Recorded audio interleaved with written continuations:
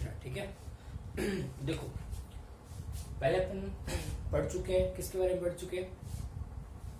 अपने पढ़ लिया एक अचालक आवेशित गोले के कारण विद्युत विभव का मान। इसी सीक्वेंस में आगे बढ़ते हुए अपना नेक्स्ट टॉपिक है आवेश समूह की विद्युत स्थितिज ऊर्जा। अपन क्या पढ़ने वाले हैं कि अपने पास एक आवेशों का समूह है। समूह का मतलब क्या हो गया?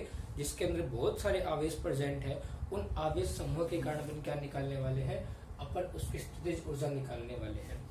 स्थितिज ऊर्जा एनर्जी वास्तव में कुछ नहीं बेटा, आपको मैंने बताया हुआ पहले भी। एनर्जी वास्तव में क्या एक प्रकार का वर्क है, एक प्रकार का कार्य है, ठीक है। देखो कैसे क्या बोल रहे हैं, अपने को आवेश समूह के करने निकालने, विद्युत स्थितिज ऊर्जा निकालनी।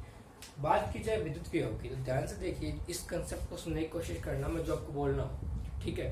देखो विभव विभव क्या होता है कि जब अपन इनफाइनाइट से, अपन अनंत से किसी आवेश को दूसरे आवेश के विद्युत क्षेत्र में लेके आते हैं, तो उस आवेश को उस दूसरे आवेश के क्षेत्र में लाने में क्या कार्य है, और उस परीक्षण आवेश का अनुपात क्या कहलाता है? आपका विद्युत विभव कहलाता है। यहाँ तक क्लियर है, ठीक है। अब ध्यान से सुनना इस कॉन्सेप्ट को। यदि मैं ये बोलूं कि अनंत से कोई आवेश है, कोई अनंत से कोई आवेश आ रहा है और बिंदु ए पे आ रहा है, और बिंदु ए पे कोई दूसरा आवेश स्थित ही नहीं है, इसका मतलब जब इस क्यू नॉट आवेश है अनंत से चल के इस बिंदु ए पे आएगा, तो बिंदु ए पे आने जब ये आएगा तो बिंदु ए पे कोई दूसरा आवेश प्रेजेंट ही नहीं है, तो इस आवेश के आने का विरोध करेगा। इसका मतलब अपने को कार्य करना ही नहीं पड़ेगा। लेकिन यदि कंडीशन कुछ ऐसी हो, मैं ये बोलूं कि बिंदु ए पे पहले से आवेश कौन सा प्रेजेंट है?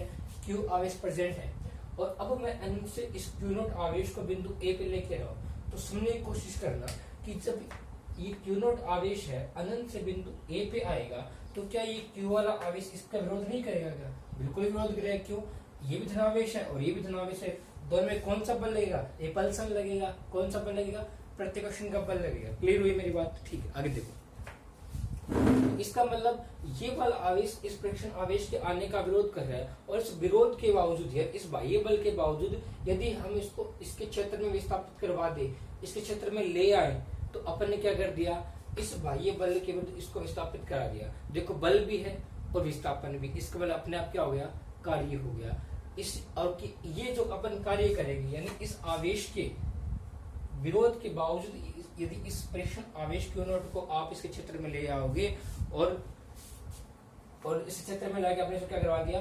विस्थापित करवा दिया, और वो जो कार्य करोगे ना, वो कार्य क्या कहलाती है? आपकी स्थितिज ऊर्जा कहलाती है। तो इस कंसेप्ट को आप वापस समझने की कोशिश करना कि जब कोई आवेश होता है और उस आवेश के क्षेत्र में अपन दूसरा आवेश लेके आते हैं, और पहला वाला आवेश जब दूसरे आवेश के आने का विरोध करता है, और उस विरोध के बावजूद यदि आप उस आवेश को इस क्षेत्र में ले आते हो, तो उसको लाने में जो कार्य करना पड़ता है ना, वो कार्य क्या कहलाती है? आपकी बेटा विद्युत स्थितिज ऊर्जा कहलाती है। यहाँ तक क्लियर हो गया मेरे ख्याल से आपको, ठीक है। आगे देखो, आवेश समूह की स्थितिज ऊर्जा यदि डेफिनेशन पूछ ली जाए तो कैसे बताओगे? देखो बेटा, डेफिनेशन क्या बताना है? डेफिनेशन आपको बताना है कि जब दो या दो से अधिक आवेशों के अपन जब दो या दो से अधिक आवेशों को किसी समूह में लाके, ठीक है, और किसी निकाय की रचना करते हैं, यानी जब दो या दो से अधिक आवेशों को किसी समूह में लाके और एक निकाय की रचना करते हैं, तो उस निकाय की रचना करने में किया गया कार्य कहलाती है? विद्युत स्थितिज ऊर्जा कहलाती है। देखो ध्यान से कि जब दो या दो से अधिक आवेशों को, जब किसी दो या दो से अधिक आवेशों को एक निकाय के रूप में रचना करना, यानी एक निकाय की रचना करना, किसी किन्हीं दो या दो से अधिक आवेशों के समूह से एक निकाय की रचना करना, यानी एक सिस्टम का फॉर्मेशन करना, एक निकाय की रचना करना ही विद्युत स्थितिज ऊर्जा कहलाता है। या फिर बेटा आप ये बोल सकते हो कि दो या दो से अधिक आवेशों आवेशों के एक समूह, दो या दो से अधिक आवेशों के समूह से एक निकाय की रचना करने में किया गया कार्य, एक निकाय की रचना करने में किया गया कार्य ही उस निकाय की विद्युत स्थितिज ऊर्जा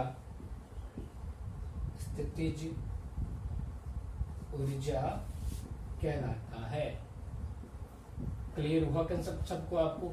ठीक, यानी कि दो या दो से अधिक आवेशों के समूह से एक निकाय की रचना करने में जो कार्य करना पड़ता है वो कार्य ही क्या कहलाता है? उस निकाय की विद्युत स्थितिज ऊर्जा कहलाता है। तो ये विद्युत स्थितिज ऊर्जा क्या होगी बेटा? परिभाषा होगी।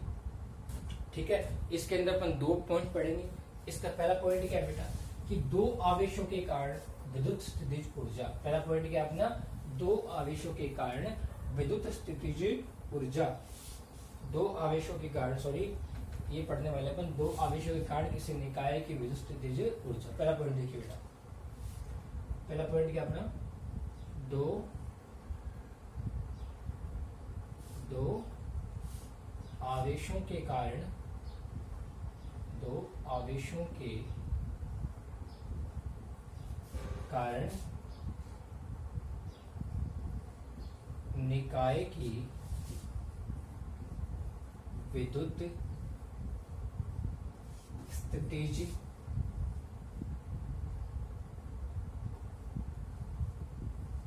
ऊर्जा। दो आवेशों के कारण निकाय की विद्युत स्थितिज ऊर्जा। देखो बेटा कैसे, मैंने बोला बेटा मेरे पास पॉइंट है, एक पॉइंट है ए अपने पास, ठीक है, और दूसरा पॉइंट है मेरे पास में बी। और मैंने कहा बेटा पॉइंट ए पे आवेश रखा हुआ है Q1 और पॉइंट बी पे आवेश रखा हुआ है Q2, और पॉइंट ए और बी के बीच की डिस्टेंस कितनी दी हुई मेरे पास में? स्मॉल आर डिस्टेंस आपने क्या कर ली? एज्यूम कर ली, मान लिया आपने। और बिंदु बी एक डिस्टेंस मान लिया आपने, क्या? ये इनफाइनाइट। यानी Q2 जो आवेश है ना बिंदु बी पे कहां से आया है? अनंत से चल के आया। आपको ऐसे कंसिडर करना है। क्लियर मेरी बात? अब देख लो, अपन दो आवेशों के कारण क्या ज्ञात करने वाले हैं? विद्युत स्थितिज ऊर्जा ज्ञात कर रहे हैं। क्लियर हुई बेटा? पॉइंट लिया आपने दो, पॉइंट ए और पॉइंट बी। पॉइंट ए पे आपने आवेश कंसिडर किया Q1 और पॉइंट बी पे आपने आवेश कंसिडर किया Q2। दोनों बीच की डिस्टेंस कितनी है? Small R. ठीक है, और यहाँ पे क्या लिया आपने? इनफाइनाइट। यानी ये याद रखना बेटा आपको कि ये जो आवेश Q0 है ना, Q2 जो है, सॉरी, ये कहां से आया? अनंत से बिंदु बी के पास आया। इस चीज को आप सुनना, थ्योरी सुनना, ठीक है? मैं क्या बोल रहा हूँ अब देखो बेटा, आप पहले पढ़ चुके हो कि कोई आवेश होता है, उस आवेश से r दूर में एक बिंदु होता है P। यदि मैं बोलूं बेटा एक आवेश से r दूर में एक बिंदु P स्थित है, तो मेरे को ये बताओ कि इस आवेश के कारण बिंदु P पे विद्युत विभव का मान कितना होगा? आप इजीली बोल दो सर इसका मान तो कितना होगा? इसका मान तो V होगा, Q/r। ऐसा ही बोलते हो ना, किसी आवेश के कारण r दूर में कोई बिंदु होता है तो उस बिंदु पे विभव का मान कितना होता है? वो आवेश और डिवाइड में क्या होता है? उस बिंदु से उस आवेश की दूरी। ये क्या आ गया? विभव का मान आ गया। क्लियर हुई मेरी बात? देखो ध्यान से, मैं ये बोलूं कि आवेश Q1 के कारण बिंदु B पर विभव का मान, ठीक है, आवेश Q1 के कारण बिंदु B पर विभव, पोटेंशियल जिसे बोलते हो आप, इसका मान कितना है बेटा? सीधा सा सिंपल सी बात है, विभव का मान कितना आएगा? V। विभव V से लिखते हो आप। क्या होता है? पहले K आता है, फिर क्या आता है? वो आवेश, तो कौन से आवेश के कारण निकाल रहे हो? Q1 आवेश के कारण निकाल रहे हो ना, तो आवेश कौन सा आएगा? Q1 आएगा, ठीक है। और उस कौन से बिंदु पे लगा रहे हो? बिंदु B पे निकाल रहे हो। तो देखो बिंदु B की बिंदु A से दूरी कितनी है? क्यों? क्योंकि बिंदु A पे कौन सा आवेश रखा हुआ है? Q1। यानी Q1 की बिंदु B से दूरी कितनी है? Small are. डिवाइड में कितना आ जाएगा? Small R. Equation number 1। इस चीज को सुनना। अब ये मत बोलना सर बिंदु B पे तो आपका Q2 आवेश रखा हुआ है तो आपने Q2 ने लिया। देखो ध्यान से, मैं बार बार बोल रहा हूँ कि अपन जब विभव का मान निकालते हैं तो जिस आवेश के कारण किसी बिंदु पे विभव होता है, विभव निकाल रहे अपन, तो उस आवेश का मान लेते हैं अपन। तो अपन क्या बोल रहे हैं? अपन ये बोल रहे हैं कि Q1 आवेश के कारण बिंदु B विभव का मान कितना होगा? तो Q1 आवेश, तो आवेश का मान तो Q1 आएगा, और उस बिंदु की Q1 से दूरी कितनी है? Small R. तो स्मॉल आर आ जाएगा। क्लियर हुई मेरी बात बेटा? देखो आगे इसी स्टेप में आगे चलते हुए देखते हैं। यानी चीज सेम निकाल रहे हैं अपन, थोड़ा डिफरेंस कर रहे हैं। यानी इस बिंदु B पे किसका मान निकाल दिया अपने? विभव का मान निकाल दे, बिंदु बी पे विभव का मान, किसके कारण, Q1 आवेश के कारण। क्लियर हुई? अब देखो ध्यान से, यदि मैं ये बोलूं इस बिंदु बी पर विभव का मान, यानी ये आवेश जो है Q2 पहले कहां पे था, इनफाइनाइट पे था, कहां पे था, अनंत पे था। तो जब ये आवेश अनंत पे था तो अनंत से बिंदु बी पे आया है, तो अपने को देखो ये आवेश अनंत से चला, चलते हो किस तरह आ रहा है, बिंदु बी पे आ रहा है, तो ये वाला आवेश इसके आने क्या किया होगा, इसने विरोध तो किया होगा ना, कन्फर्म विरोध किया होगा।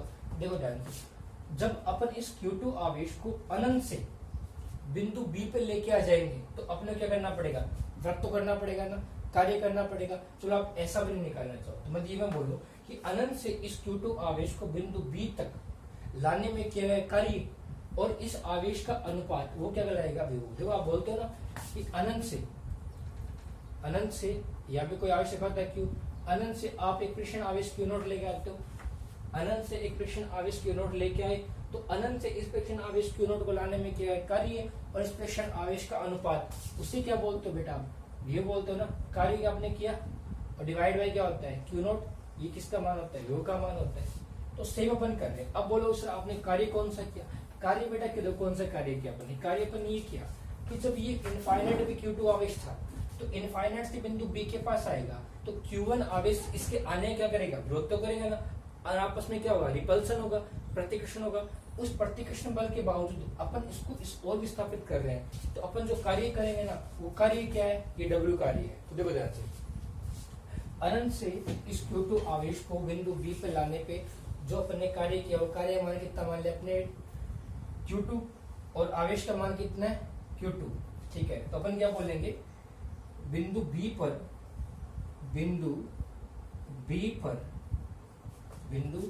पर Q2 आवेश को लाने पर विभव का मान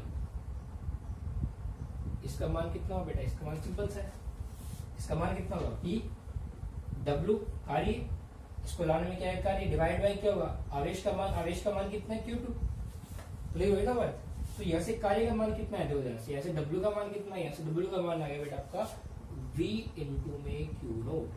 तो देखो ये विभव का मान किस पे आया है, बिंदु B पे विभव का मान आया ना, ये ठीक है। और बिंदु B पे विभव का मान है, इससे समीकरण एक भी किसका मान है, बिंदु B पे विभव का मान। वापस लिखने की कोशिश करना, अपन ने यहाँ पे जो विभव का मान निकाला वो किस पे निकाला है, बिंदु B पे निकाला है Q2 आवेश के कारण, और ये बिंदु B पर आवेश का मान विभव का मान निकाला किसके कारण, Q1 आवेश के कारण। यानी ये भी विभव का मान और ये भी किसका मान है, विभव का ही मान है। तो अपन क्या करेंगे, समीकरण 1 से समीकरण 2 बोल देते हैं, समीकरण 1 से मान किस में रख देंगे, समीकरण 2 में। B का मान कितना है, K अपॉन में R, तो W का मान कितना है, W का मान आ गया K Q1 Q2 और डिवाइड बाय क्या होगा बेटा आपका R, यानी ये क्या है कार्य। और कार्य क्या होती है, एक प्रकार की एनर्जी भी होती है, अपन बोलते हैं U बराबर K Q1 Q2 divide by R। और R कैसी दूरी है बेटा, दोनों आवेशों के बीच की सदिश दूरी है, सदी दूरी है, ठीक है। यहाँ याद रखना, यानी ये अभी क्या आती है, निकाय की दो आवेशों के कारण विद्युत स्थितिज ऊर्जा, जिसे अपन कार्य बोलते हैं, इसे अपन क्या बोलते हैं, एनर्जी भी बोलते हैं। क्लियर हुई बात मेरी, ठीक है। आगे देखो, इस फॉर्मूले को आपको अच्छे से कंसिडर करना है। नेक्स्ट अपन जो फॉर्मूला ड्राइव करने वाले हैं इसमें से क्या पड़ेगी, आपको जरूरत पड़ेगी। देखो ये तो बेटा हो गया कि दो आवेशों के कारण विद्युत स्थितिज ऊर्जा, लेकिन जरूरत थोड़ा ना कि दो ही आवेश तो कितने भी हो सकते हैं ना, n हो सकते हैं, 10 हो सकते हैं, 20 हो सकते हैं, 1000 हो सकते हैं, 10,000 हो सकते हैं। अपन कितने ले लेंगे, n का मान कहाँ से, n का मान 1 से लेके और अनंत तक कितना भी हो सकता है। उसके कारण ज्ञात करने वाले अपन विद्युत स्थितिज ऊर्जा का मान ज्ञात करने वाले हैं। तो दो बीच अपन क्या कर देंगे, थोड़ा सा चेंज करना पड़ेगा, ज्यादा चेंज नहीं करना। अपन एक सिंपल सा है, n आवेशों के कारण निकाय की विद्युत स्थितिज ऊर्जा।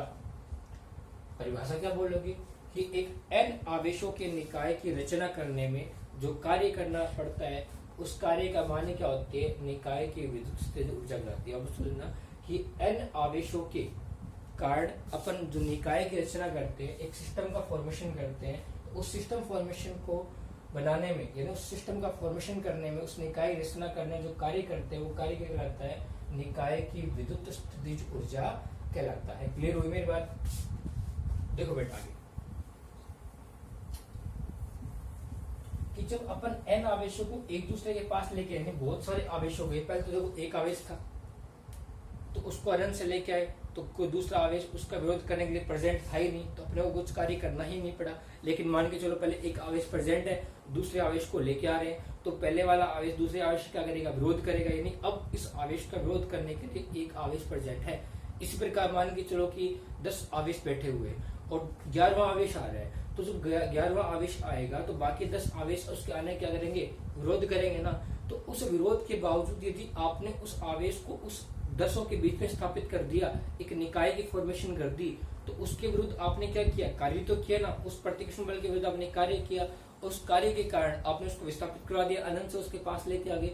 वो कार्य क्या कहलाता है? आपकी निकाय की विद्युत स्थितिज ऊर्जा कहलाता है। ठीक है बेटा, देखो आगे अपन कितने भी ले सकते हैं? अपन एक बार के 3 आवेशों के कारण निकालने वाले हैं। 3 आवेशों के कारण मैंने बोला बेटा कि मेरे पास ये पहला आवेश है Q1, दूसरा आवेश है Q2 और तीसरा आवेश है Q3। चाहो तो ये बिंदु A बोल दो आप, ये बिंदु B हो गया बेटा और ये बिंदु आपका हो गया C। अपन ने क्या कर दी? निकाय की फॉर्मेशन कर दी और इससे कारण क्या करने वाले हैं? एक बार 3 लेके चल रहे हैं और इससे अपन सारा निकाल देंगे। ठीक है ना? देखो ध्यान से अपन क्या दूरी डिसाइड कर रहे हैं। यदि मैं ये बोलूं कि बिंदु A से बिंदु B की दूरी, मैंने कितना बोल दिया? यदि आप A से चलना स्टार्ट करोगे और देखो जहां से चलना स्टार्ट करो उसको आगे लिख लो, जैसे R दूरी चला कहां से? 1 से और पहुंचे कहां पे? 2 पे। तो जहां चलो वो 1 वो आगे और जहां पहुंचे वो क्या? पीछे। तो 1 से चले तो 1, पहुंचे कहां पे? 2 पे, तो R1 2। इसी प्रकार देखो चला कहां से? 1 से 1 और पहुंचे कहां पे? 3 पे, तो 3 सदिश दूरी है। इसी प्रकार देखो बेटा चले कहां से? 2 से और पहुंचे कहां पे? 3 पे। चलो इसको बाद में रिप्रेजेंट करते हैं। पहुंचे कहां पे? 3 पे, तो R23। ये जहां चलोगे वो आगे और जहां पहुंचे वो पीछे। देखो यदि कहीं ऐसा मिल जाए ये R12 और R21 ये दोनों आपस में क्या है? इक्वल है। इक्वल कैसे बेटा? इक्वल इसलिए है कि चाहे तो आप 1 से 2 के पास जाओ और चाहे 2 से 1 के पास जाओ, दूरी तो क्या रहेगी? इक्वल ही बनी रहेगी ना। ऐसा तो नहीं ना यहाँ से चलोगे दूरी बढ़ जाएगी, यहाँ से चलोगे दूरी कम हो जाएगी, दूरी इक्वल ही रहेगी। यानी चाहे तो आप 2 से चलोगे तो R21 बोल दोगे और 1 से चलोगे तो R12 बोल दोगे। इसी प्रकार 3 से चलोगे तो R31 बोल दोगे और 1 से चलोगे तो R13 बोल दोगे। इसी प्रकार इसमें होगा 2 से चले तो R23 और 3 से चले तो R32, दोनों में कोई चेंज नहीं होने वाला। ठीक है, तो अपन ने 3 आवेश रख ली, Q1, Q2 और Q3। तीनों की दूरी बता दी मैंने, R12, R13 और R23। देखो ये बताओ बेटा कि मान के चलो कि ये दोनों आवेश है ही नहीं। पहले सबसे पहले अनंत से अपन एक आवेश ले गए। कौन सा आवेश ले गए? Q1 आवेश ले गए।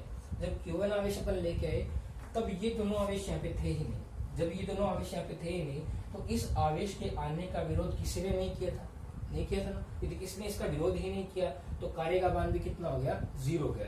तो मैं यदि ये बोलूं कि Q1 आवेश को लाने में किया गया कार्य, तो अपन क्या लिखेंगे? फर्स्ट कंडीशन कि Q1 आवेश को निकाय में लाने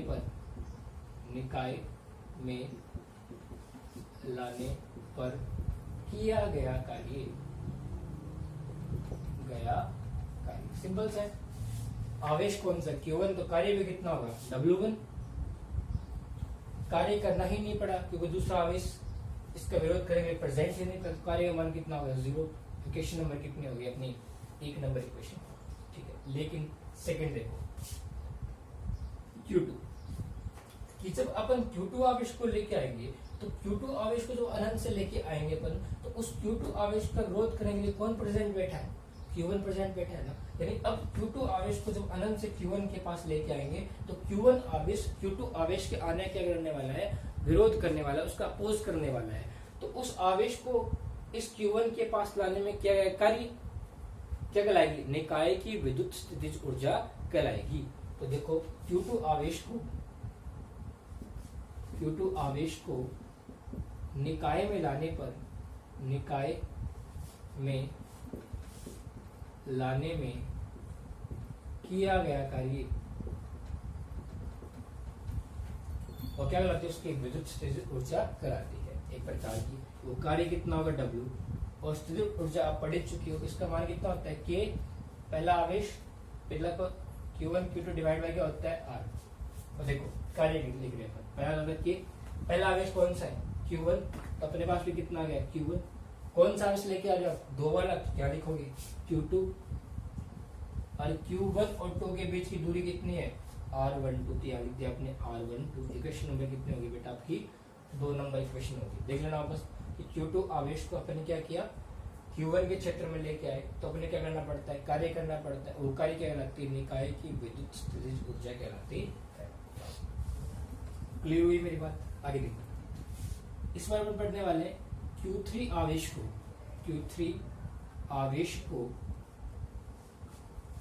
को निकाय में लाने पर किया गया कार्य। अब देखो बेटा, जब Q2 आवेश को लेके आए तो उसका विरोध किसने किया, Q1 ने किया। तो लेकिन अब जब पहले से Q1 बैठा और Q2 बैठा है, और इस बार अपन Q3 को लेके आ गए, तो इस Q3 का अपोज कौन करेगा, Q3 का अपोज Q1 भी करेगा, और Q3 का अपोज कौन करेगा Q2। यानी दोनों आवेश मिलके Q3 का विरोध करने वाले हैं, इसको आने से रोकने वाले हैं। और यदि इस विरोध के बावजूद यदि अपन ने Q3 को बिंदु C पे ले आए, यानी एक निकाय की फॉर्मेशन कर दी, एक निकाय की रचना कर दी। निकाय क्या है बेटा, यहाँ पे निकाय क्या है आपका, त्रिभुज एक निकाय है। इस त्रिभुज को अपन क्या बोल रहे हैं, एक निकाय बोल रहे हैं। इस त्रिभुज के अपन फॉर्मेशन कर दी, तो उस Q3 आवेश को लाने में जो कार्य करना पड़ता है, उस कार्य को अपन क्या बोलते हैं, निकाय की विद्युत स्थितिज ऊर्जा बोल रहे हैं। ठीक है, तो उसके लिए कार्य करना पड़ेगा। आवेश Q3 तो कार्य कौन सा होगा, W3 होगा बेटा आपका। और W3 का मान कितना होगा, 2 होगा।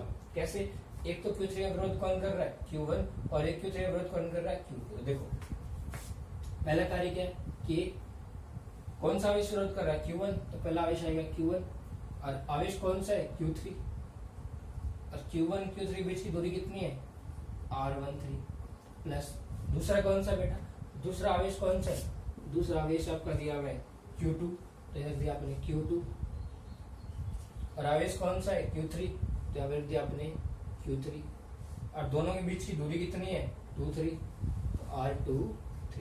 वापस देख लेना, अपन Q3 आवेश के कारण निकाय फॉर्मेशन करने में जो कार्य कर रहे हैं वो निकाल रहे हैं। इस Q3 का विरोध Q1 ने भी किया, तो पहला कार्य किसके कारण आ गया, Q1 के कारण, और दूसरा कार्य किसके कारण आ जाएगा, Q2 के कारण आ जाएगा। देखो K, Q1 जो आवेश कौन सा है Q3, दोनों बीच की दूरी कितनी है R13। इसी प्रकार दूसरा आवेश कौन सा है Q2, तो K Q2, आवेश Q3 R23। इक्वेशन नंबर कितनी हो गई, तो कुल कार्य क्या होगा, इन सभी का उपयोग कर दो, कुल कार्य बोल दो या निकाय की स्थिर ऊर्जा बोल दो, एक ही बात है। कुल किया गया कार्य कैसे लिखते हो बेटा, W बराबर W1 प्लस W2 प्लस में W3, सिंपल सा है ना। तो W का मान कितना है, W1 का मान तो 0 है, W2 का मान कितना, W2 का मान दिया हुआ K Q1 Q2 divide by R12, W3 का मान कितना है K Q1 Q3 divide by R13 plus K Q2 Q3 divide by R23। ठीक है बेटा, ये अपना आ गया। नेक्स्ट स्टेप देखो, W बराबर इन सब में क्या कॉमन आया, इन सब के अंदर K कॉमन आया, तो K अपन ले लिया कॉमन, अंदर क्या बचा Q1 Q2 R12 Q1 Q3 R13 Q2 Q3 R23 और ब्रैकेट बंद। ठीक है, ये अपना क्या आ गया, लास्ट रिजल्ट आ गया। लेकिन देखो एक सीरीज बढ़ रही है, Q1 Q2 यानी 1 2 1 2 1 3 1 3 Q2 Q3 R2 सॉरी 2 3 2 3, एक सीरीज बन गई। इसको यदि अपने को समीशन में लिखना हो यानी सबको एक साथ लिखना है तो अपन कैसे लिखेंगे? अपन तो क्या पढ़ रहे हैं, n आवेशों के कारण पढ़ रहे हैं। अपना तो मेन मोटो क्या निकालने का, अपना तो मेन लॉजिक ये कि अपन तो n आवेशों के कारण निकाल रहे हैं। अपने को 3 आवेशों का नहीं चाहिए, अपने तो n आवेशों चाहिए। तो अपन को ऐसा फॉर्मूला जनरेट करना पड़ेगा कि अपन चाहे आवेश कितना ही ले ले, चाहे 10 लो चाहे 20 लो, उन सबके कारण निकाल लें। दूसरी बात क्या है, इस सीरीज को ध्यान से देखो कि देखो एक बार क्या गया Q1 Q2, ये आपस में क्या है, Q1 और Q2 का गुणा है। यदि आप ऐसा लिख दो कि Q1 Q2 यानी क्या है, Q1 और Q2 गुणा तो है, और यदि ऐसा लिख दूं मैं कि Q2 और Q1 दोनों बराबर है, तो गलत है क्या? बिल्कुल सही बात है। यानी Q1 को Q2 से गुणा करो, अच्छा Q2 को Q1 से गुणा करो, चीज तो बराबर आएगी ना। बिल्कुल तो वही बात है, 2 गुणा 3 लिख दो और चाहे 3 गुणा 2 लिख दो, आंसर तो कितने आने वाला है, सेम ही आने वाला है। इसी प्रकार ध्यान से देखो, चाहे R12 लिखो और चाहे R21 लिखो, कुछ फर्क पड़ेगा क्या? कुछ फर्क नहीं पड़ने वाला, ये मैंने बताया हुआ है आपको पहले, ठीक है ना। यानी चाहे इसको आगे, यानी गुणा में क्या होती है, क्रम विनिमयता होती है, यानी क्रम चेंज करने पे उसके आंसर में कोई चेंज नहीं आने वाला अदिश गुणनफल के अंदर। तो ये बताना चाहता है कि इसमें ऐसा कोई पद नहीं आया जिसके अंदर कहीं ऐसा लिखा हुआ हो कि R Q2 Q1, यदि ऐसा लिखा हुआ मिल जाता, इसका मतलब एक ही पद कितनी बार आ गया, 2 बार आ गया था। इसमें ऐसा नहीं हुआ है। तो फॉर्मूला बनाते हैं अपन, देखो अपन क्या निकालने वाले हैं, ऊर्जा निकाल रहे ना। इसको आप U लिखो और चाहे W लिखो, बराबर ही पड़ेगा। ये तो आ गया बाहर, मल्टीप्लाई कर देता हूँ 1/2 से। 1/2 क्यों किया मैंने बताता हूँ आपको। K का K समेशन I बराबर 1 और दूसरा एक I लिया मैंने, एक मैंने लिया बेटा J, ये भी 1 से स्टार्ट हो रहा है। और अपने लिख दे I और J does not equal, I does not equal J, दोनों बराबर नहीं है। और I और J का मान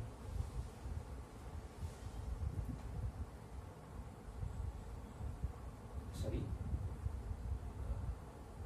कहां से, अनंत तक दिया हुआ है।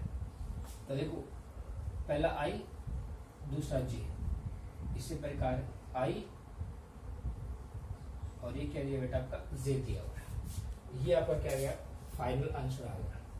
इससे आप कितने आवेशों का कारण निकाल सकते हो, कुछ फर्क नहीं पड़ेगा, इससे आपको आंसर सेम ही बना रहेगा। अब ये क्वेश्चन उठ रहा होगा, सर आपने 1/2 से गुणा क्यों किया? तो ध्यान से देखो बेटा, समझने की कोशिश करना। मैंने पूरी सीरीज को एक साथ लिख दिया।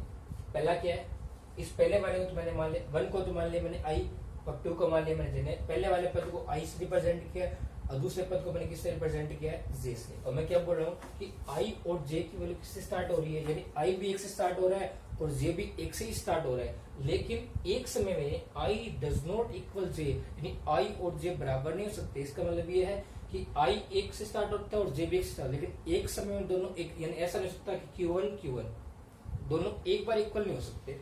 इसी प्रकार क्या है, इसकी वैल्यू कहां तक जाएगी, n तक जाएगी। मैक्सिमम वैल्यू कितनी है इसकी, n तक दी हुई है। तो ये आपको ध्यान रखना है, ठीक है फॉर्मूला। अब इसको डिराइव करते हैं 1/2 से मल्टीप्लाई क्यों किया, इसलिए ये बेटा यदि मैं इसको 1/2 से मल्टीप्लाई नहीं करता तो इसमें प्रत्येक पद कितनी बार आता, 2 बार आता। देखो कैसे करके दिखाता हूँ आपको। वैसे टॉपिक फिनिश हो चुका है आपका, इतना ही था। इसको मैं करके दिखा रहा हूँ आपको कि मैंने इसको 1/2 से मल्टीप्लाई क्यों किया है। आप ये वाला जो इक्वेशन है उसको ढंग से देखना अच्छे से, ठीक है, कि क्या रिप्रेजेंट कर रहा है। इक्वेशन नंबर 3 हो गया ना बेटा, इक्वेशन नंबर आप 4 बोल देना, और ये इक्वेशन नंबर आपकी लास्ट 5 हो जाएंगे। इसको ध्यान से देखो, इसमें कोई भी पद रिपीट नहीं हुआ, कोई भी पद कितनी बार नहीं आया, 2 बार नहीं आया। तो जब अपन इसको ओपन करें तब भी कोई पद क्या नहीं आना चाहिए, रिपीट नहीं होना चाहिए, तब तो सही है, अदरवाइज अपना सही नहीं है। तो देखो कैसे, इसको ओपन करके U बोल दो, W बोल दो, बराबर एक बार के लिए क्या है 1/2 अपन लगा लेते हैं। चलो मत लगाओ, आपकी मर्जी है, झूठ बता दूं कह सकते हैं 1/2 नहीं लगाया मैंने, कि मल्टीप्लाई के बाहर है, ठीक है। इस समस्या को ओपन करने वाले मैंने कहा कि I का मान मैंने कितना ले लिया, 1 ले लिया, और J का मान मैंने कितना मान लिया, 2 मान लिया। क्यों? क्योंकि अपना समीशन ये बात बोल रहा है कि आई और जे दोनों क्या नहीं हो सकते, इक्वल नहीं हो सकते। ठीक है, कोई दिक्कत नहीं। क्यू यानी 1, आई को तो लिया मैंने 1 और जे को मैंने लिया 2, यहाँ पे क्या बन गया Q1 Q2। इसी प्रकार I1 और J2 है तो क्या बनेगा 1 प्लस, ये बात तो उसने बोल दी, लेकिन इसने ये तो कहा था ना कि I और J दोनों का मान इक्वल नहीं हो सकता, एक टाइम में इक्वल नहीं हो सकता। इस पर उल्टा मान लेता हूँ। इस बार मैंने क्या मान लिया, इस बार बेटा मैंने ये मान लिया I को तो मान लिया 2 और J को मान लिया मैंने 1, तो क्या बना बेटा ऐसे देखो, I को यदि मैं 2 मान लूँ 2 और J को कितना मान लूँ 1, तो क्या बनेगा 1, ये क्या बनेगा R21। इतने देखते मेरे ख्याल समझ में आ गया होगा। चाहो तो एक स्टेप और कर सकते हो। चलो नेक्स्ट स्टेप क्या है बेटा आपकी 1 3 था, कोई दिक्कत नहीं। देखो क्या बनेगा, आई को कितना मान लिया आपने 1 मान लिया तो 1 और जो क्या मान लिया आपने 3 तो 3, नीचे क्या बनेगा 1। इस बार उल्टा मान लो। इस बार उल्टा कैसे मान लोगे, इस बार आप जे को तो मान लो 3 क्योंकि 2 तो मान चुके हो और जे को तो मान लो आप 1 और आई को कितना मान लो 3, तो क्या बनेगा 3 और 1, ये क्या बनेगा 3 और 1, 2 से ही काम चल जाएगा। ध्यान से देखो टर्म्स क्या हो रही है, रिपीट हो रही है। ये 2 टर्म आ चुकी है, ये टर्म भी आ रही है नहीं आ रही, क्यों अभी बता चुका हूं कि Q1 Q2 और Q2 Q1 दोनों आपस में क्या होते हैं, बराबर होते हैं ना। अच्छा Q1 इंटू Q2 लिख दो, अच्छा Q2 इंटू Q1 लिख दो, इसी प्रकार से Q1 इंटू Q3 लिख दो, अच्छा Q3 इंटू Q1 लिख दो, दोनों में कोई डिफरेंस नहीं है। इसी प्रकार से R12 लिख दो, चाहे R21 लिख दो, चाहे R13 लिख दो और चाहे R31 लिख दो, दोनों में कोई चेंज नहीं। इसका मतलब दोनों पद आपस में क्या है, समान है। दोनों पद कितने आ रहे हैं, 2 बार आ रहे हैं। तो इसको चाहो तो आप ऐसे लिख सकते हो ना, इसको हटा दो यहाँ से और इसको यहाँ से हटा दो, तो क्या बनेगा बेटा, इससे ये बनेगा, ये पद कितनी बार आया 2 बार, तो 2 से गुणा कर दो। ये कितनी बार आया 2 बार, 2 से गुणा कर दो। इसी प्रकार प्रत्येक पद कितनी बार आएगा 2 बार आएगा, और इस सब में क्या कॉमन आ जाएगा, उन सब में कॉमन आ जाएगा बेटा आपका 2 कॉमन आ जाएगा। अब वो 2 कहाँ पे आएगा, बाहर आएगा, लेकिन अपने पास इक्वेशन में 2 है ही नहीं। इसी कारण इस 2 को हटाने के लिए मैं किससे गुणा करता हूँ, इस 2 को हटाने के लिए किससे गुणा करते हैं अपन, 1/2 से गुणा करते हैं। इससे ये 2 से 2 क्या जाएगा, कट जाएगा, और मेटर में कितनी बचेगी, Q बराबर W K, और जो सेम अपने टर्म है ना Q1 Q2 divide by R12 और Q3 डिवाइड बाय R13। इस तरह से आगे चलता रहेगा। एन टर्म में तो कितनी बार आ जाएगा बेटा, n बार आ जाएगा। ये इसी कारण मैंने कितना लगाया यहाँ पे 1/2 से यहाँ पे क्या किया अपन ने, गुणा किया है। आई होप आपको ये टॉपिक समझ में आया होगा।